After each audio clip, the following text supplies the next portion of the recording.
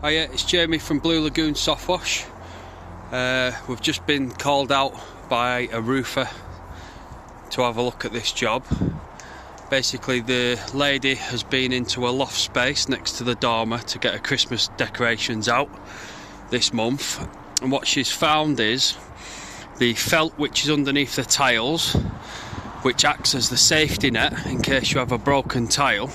So if you have a broken tile, the felt is designed to carry the water that passes the tile down to your gutter. Anyway, what she's found is, when she's gone into the loft, is where the battens are, the felt has actually depreciated because of moisture and it's started to tear, and then she can see the evidence of wet battens on the underside. Now, what's actually causing this is they've allowed the roof to get filled up with moss. And these tiles rely on overlap. So where they lap, they've got an inch, and there's two little channels on these tiles.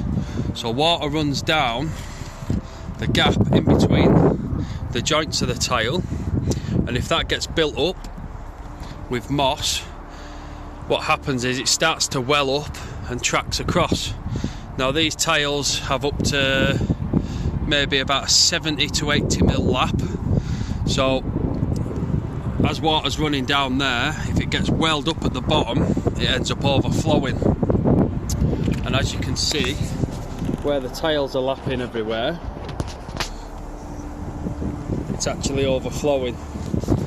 So what's actually happened, this roof has got so bad that the battens have been getting saturated. That's rotted the battens, the roofing battens, because they've been getting wet, and it's also started to rot the felt.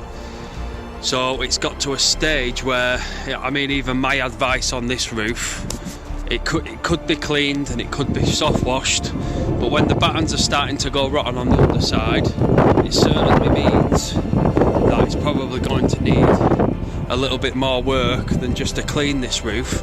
So just to be aware, it's when you start to see moss on your roof like this, it's extremely important that it's not just, you know, it's not just the way it looks, it's the way it's actually affecting your roof draining off. Also, another thing to mention is when they're covered in moss like this, the roof actually becomes saturated and it becomes more porous. When it becomes more porous, when it's wet, it's going to absorb more moisture, and then when you get a frost, the chances are you're going to end up with cracked tiles a lot easier.